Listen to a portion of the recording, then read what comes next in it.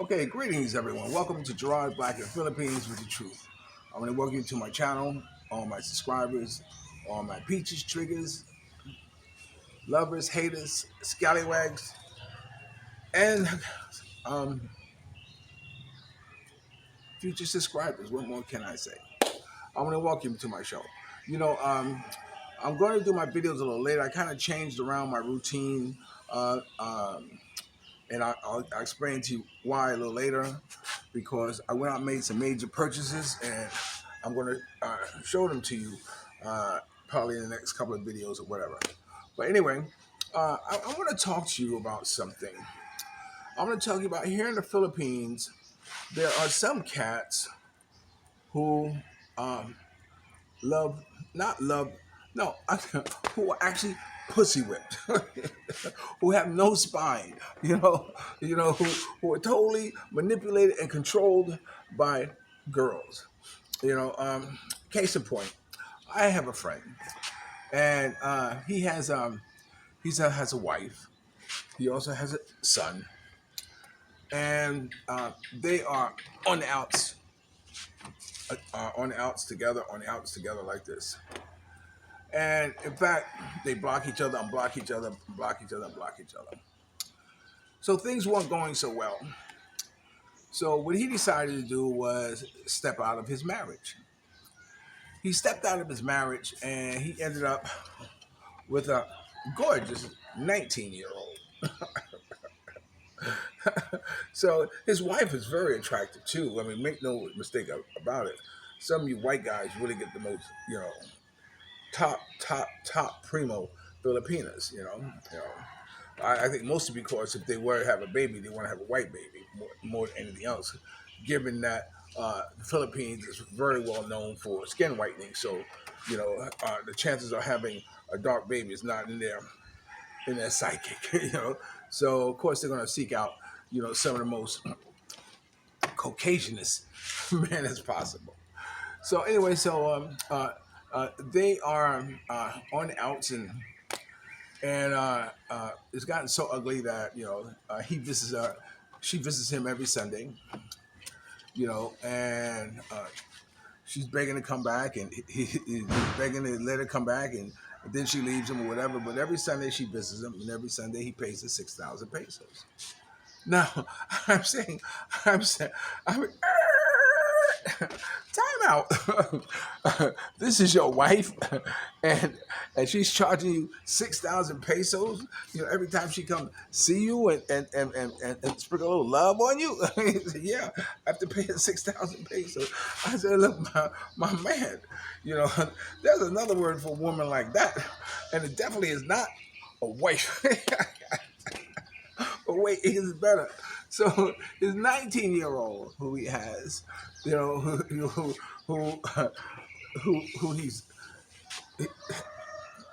I want to leave her. I want to make her go away. I want to work it out with my family, my wife, and all that stuff. In the meantime, he's giving her 14,000 pesos a month. You hear me? He's giving her 14,000 pesos a month.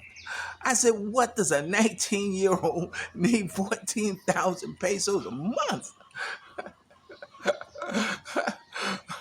Was it for her family? No. Was it for some debt? No. Was it for so she can sell peanuts?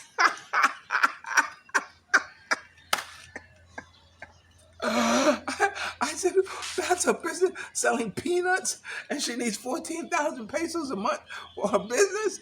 Oh my God, this is what I mean by being pussy whooped. Granted, there's some guys who who who who who who, who don't have the finesse, to dominate and control a woman, but they fall prey to domineering women who know they can manipulate them and use them. And here he has two women. I mean, two women who and he likes to sit around and complain about them.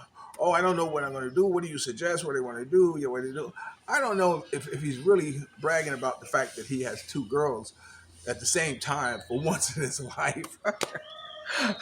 you know, I don't know what's the real cause of it, because my suggestion is if you have a woman who has your child, and she wants to start a family, get your family together, and she knows about this 19-year-old, who you're doing, and one of the conditions that she'll come back is that you have to give her your phone.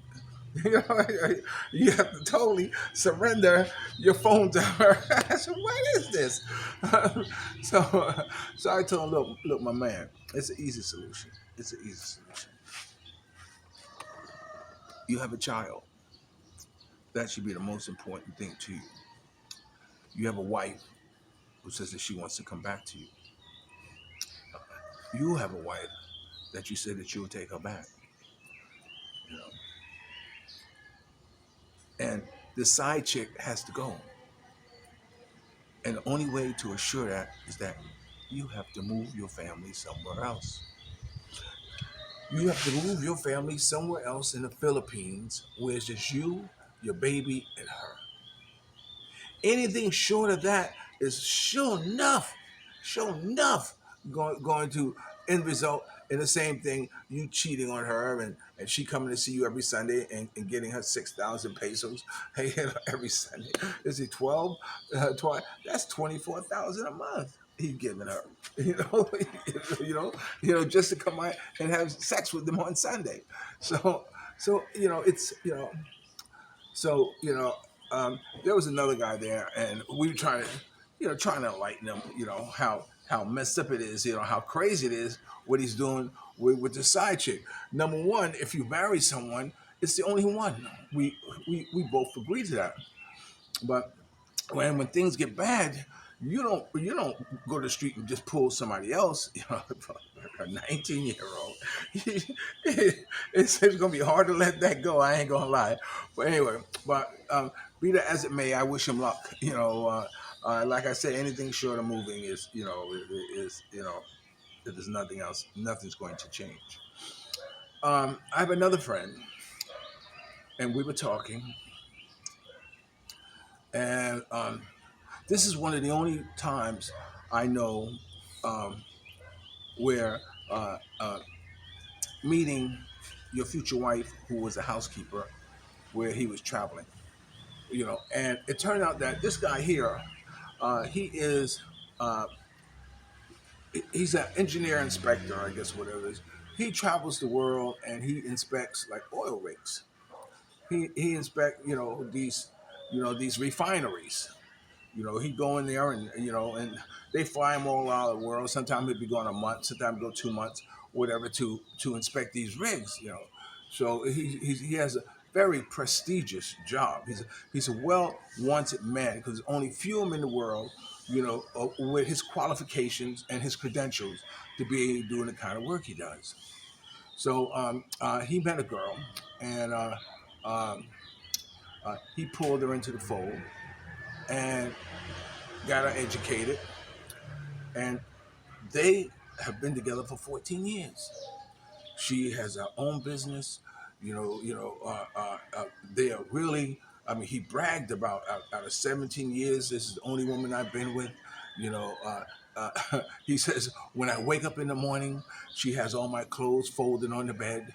She gets me dressed. She says, "Honey, what do you want what do you want to eat?" He says he's treated truly like a king. You know, he says, I don't want for nothing when it comes to her. And she does this every day. And I said, oh my God, my God. I said, my brother, you're so fortunate. But he has a dark cloud over his head. Before he met her, he was married, I think, or he had another girl.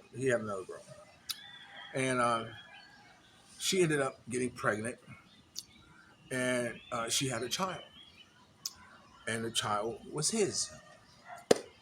Uh, And so, he raised her.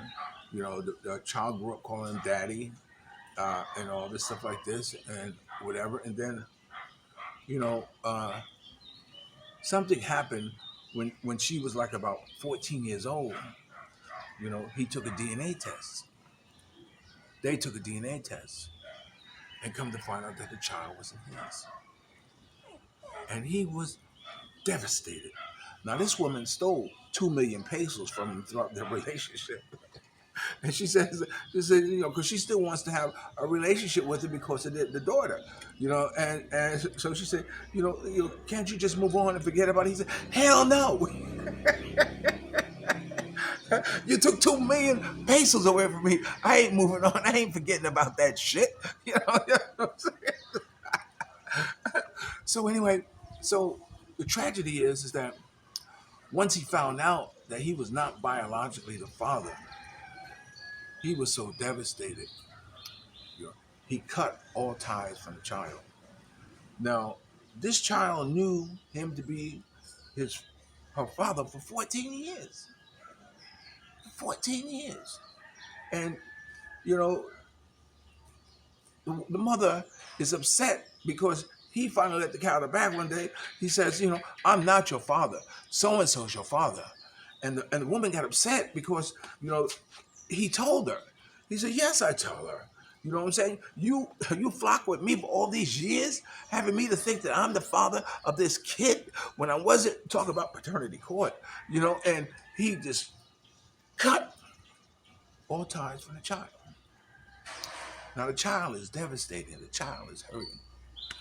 The child is like, yeah, you know, but you know, but you're my dad. You're my dad. He says, no, I'm not. Ask your mother. He is your father. Now, in my heart of hearts, I find it very hard to just cut someone off who is totally innocent like that. People have nothing to do. He was paying for school and all that stuff like this, and you know, he said, and about every 3 minutes while he's telling me the story, he says she's a very beautiful, beautiful girl, and you know, and what have you. But he says, but I'm not the father, you know. So, you know, a few days ago was his birthday, and you know, somehow or another, you know, they got a message to him, wish him happy birthday. He said, I won't reply. He says, I want nothing to do with that family. And knowing how important children are, and like this, you know, and knowing how my daughter pretty much did the same thing to me, you know, I do find it, you know, one way I say, you know, I don't blame you. I probably would have done the same thing. I probably would have called it off, you know, and just, you know, but knowing that I've raised this child since from the day it was born, you know, to 14 years, and the love that had to build in between there, I don't know. You know, I can just close the door on it. I have problem closing doors on some of the girlfriends I have around here because, you know, I believe once you love someone, you never stop. But I never knew someone so cold, and it's very cold-blooded, you know, in my mind to just, you know, slam the door on a 19-year-old, you know, well, at first 14 years old, but now she's 19, you know, to slam the door on her like that and actually have nothing to do with that, you know? Wow, man. But, you know, he's quite a guy. He's been married for 17 years, and they've been together for 17 years. They just got married 4 years ago. And I say, why did it take so long? He said, I had to make sure she was the right one.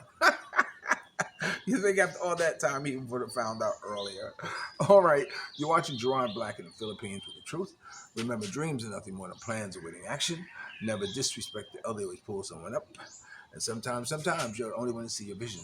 And the best revenge in life is to live good. I'm living good today. I hope you are too. If you're lucky enough to have a woman like Ali Woodson, former lead singer of the Temptation One song, treat her like a lady. And ladies, if you're lucky enough to have a good man like me, make him feel like a king and never say no. I hope you like this time of day. You know, I'm probably going to do videos more around this time. So whatever time this is being posted, that'll probably be the normal time that I will be posting my videos. Okay? You go out and make it a good day. And remember, Jesus loves you and so do I. I'll talk to you later. Peace.